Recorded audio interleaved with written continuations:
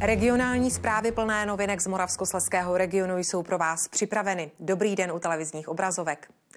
Podvodníci, kteří pořádají předváděcí akce, mají opět novou techniku. Tentokrát ke zneužití seniorů využívají síť lékáren doktora Maxe.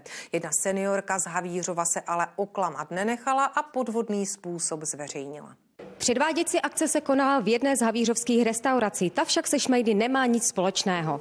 Podvodníci si objednali banketku s tím, že v ní budou pořádat školení. My je vlastně obsloužíme před začátkem toho akce nebo té školení a potom vlastně necháváme klienty samotná v těch banketkách, takže my opravdu nemůžeme vědět, co se děje za těma dveřma. Šmejdi seniory na předváděcí akce lákají opravdu rafinovaně. Své o tom ví důchodkyně z Havířova. Ženě zavolali podvodníci na pevnou linku s otázkou, zda je klientkou lékárny Dr. Max.